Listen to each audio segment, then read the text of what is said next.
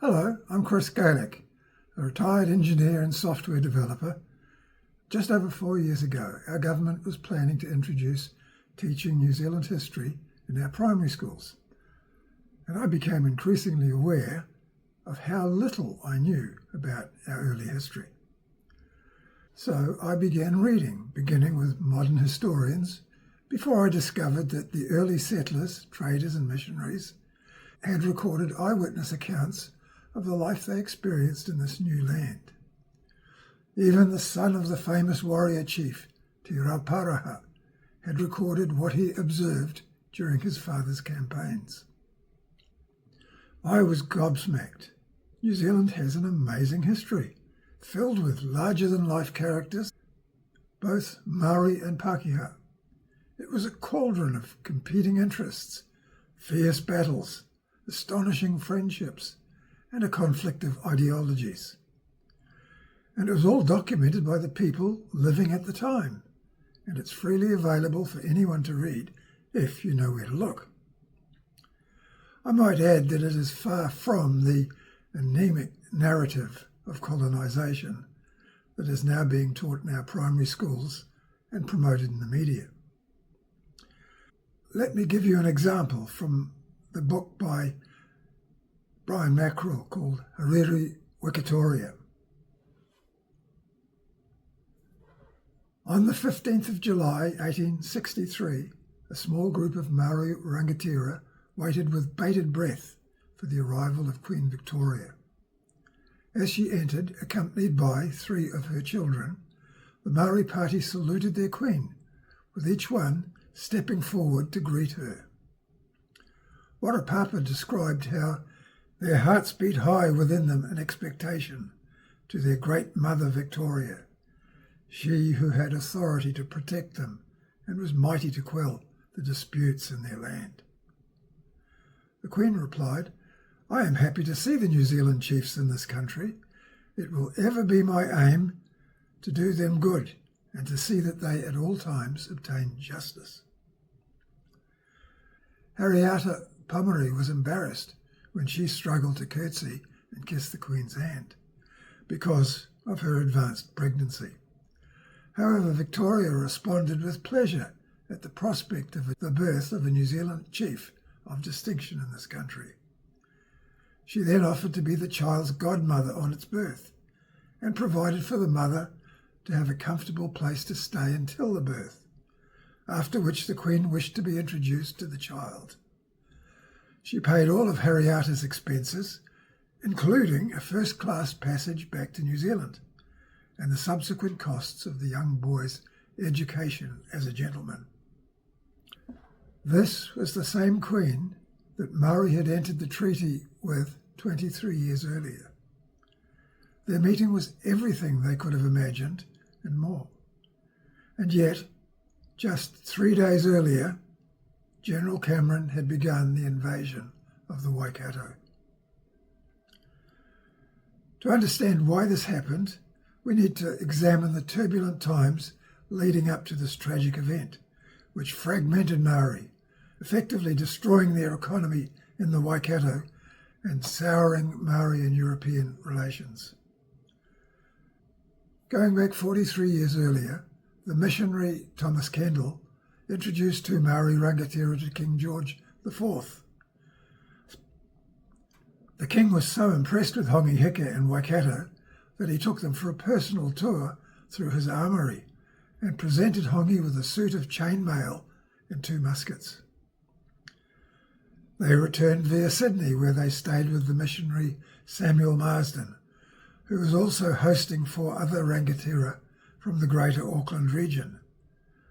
This is what was recorded in the book, The Life and Times of Samuel Marsden. Shanghi, or Hongi, paid a visit to England about the year 1820. His majestic person, graceful manners, and gentle yet manly disposition were much admired. He was one of nature's nobles, what might not have been expected from such a man when he returned home again. Returning by the way of Sydney, he happened to meet with Inaki, another chief with whom he had an ancient feud. He told him that when they got back to New Zealand he would fight him. Inaki accepted the challenge, and Shangi accordingly assembled, on his return to New Zealand, no fewer than 2,000 men to attack Inaki. On finally shooting Inaki, the savage Shangi immediately sprang forward, scooped out the eye of the dying man with his knife and swallowed it. Then, holding his hands to his throat, into which he had plunged his knife, and from which the blood flowed copiously, drank as much of the horrid beverage as his two hands could hold. With the sword which he had received as a present from King George in England, he immediately cut off the heads of 16 of his captives in cold blood. This was done to appease the spirit of his son-in-law, who had fallen in battle. Such was the gentle Shangi when his viler nature was let loose, a frightful specimen of human nature, varnished by education, but unvisited by the grace of God. Now, the missionaries estimated there were around 4,000 Maori living in the area around present-day Mount Wellington and Panmure. When Hongi attacked, he destroyed their villages and 2 defensive pa. More than 1,300 were killed and many more enslaved. The rest fled south to their relatives in the Waikato for protection. The Auckland area was left deserted for many years. The musket wars had begun, and they would rage through both the North and South Islands for the next 17 years. It was a savage time driven by utu, the need for revenge to balance previous wrongs or to claim land. Intertribal fighting had been endemic for generations.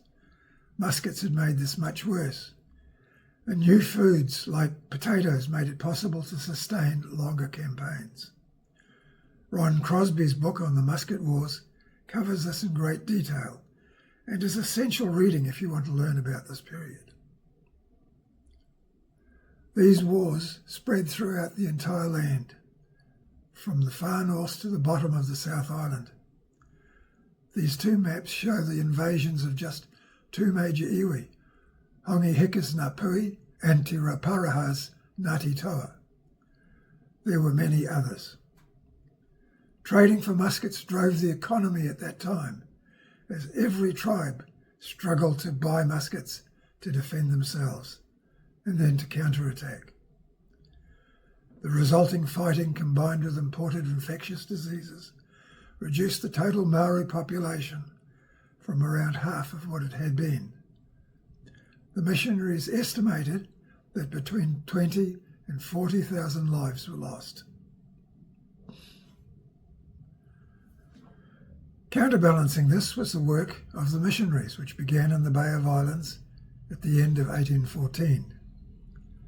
After 10 years, their message of peace and forgiveness had begun to take hold, and some tribes converted to Christianity, committing to living in peace and even freeing slaves taken from earlier battles. But this created a new problem, as the newly Christian Maoris had no defence against the majority, who would still wage war to avenge earlier offences or insults to their mana. There was now a power imbalance with no clear solution. Adding to this, in the mid-1830s, the French and English were competing with each other for trade and colonial possessions. So when the French ship La Favourite arrived in the Bay of Islands in 1831, one of the missionaries, William Yate, wrote an urgent letter to the Governor of New South Wales, requesting protection from King William IV. It was signed by 13 northern chiefs, and the Governor then sent a ship to the Bay of Islands to warn the French that New Zealand was under British protection.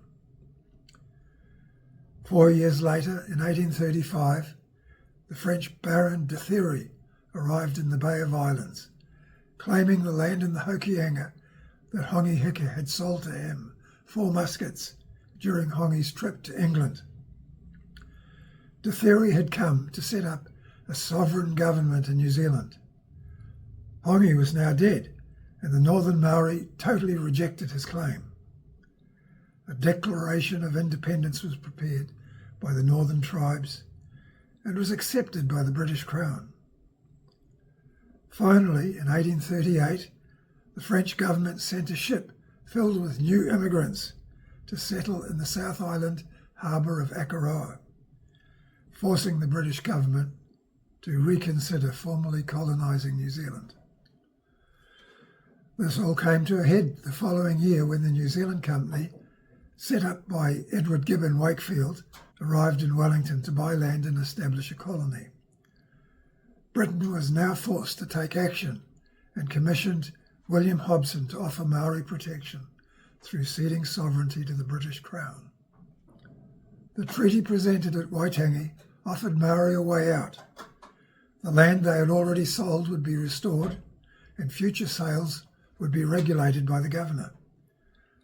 Plus, they would have protection from foreign invasion, and the intertribal fighting would be brought to an end. Northern Maori agreed, including most of the rangatira throughout the rest of New Zealand, but not all. So this is the background leading up to the signing of the Treaty of Waitangi. But there are important questions that need to be answered.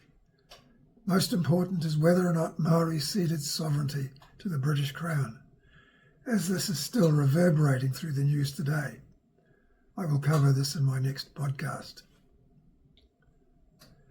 So how should we move forward to create a better future? You will see from what I've just covered that New Zealand was very different prior to signing the treaty at Waitangi. And yet this background is vital to understanding everything that follows. My book, Moving Forward from Our Past, summarises the key events in our past from just before Europeans arrived, continuing through to the impact of the early whalers, traders and missionaries, and leading up to the treaty. It discusses the treaty in detail and then outlines the progress of Maori following the treaty, including how the early positive progress that was made disintegrated in the years that followed. My book takes you on a journey back in time to where life was very different from what we know today. It goes into far more detail than I can provide in this podcast and includes all the references that you can check for yourself. It provides a foundation for deciding how we should address the outstanding issues from the past so that we can work together to move forward and build a better future. Click on the link below to purchase my book. On the website, you can also download for free many of the earlier books that I've used as references. My next podcast will cover whether or not Maori ceded sovereignty. Be sure to check it out. Click on the subscriber button below to be notified when it's ready.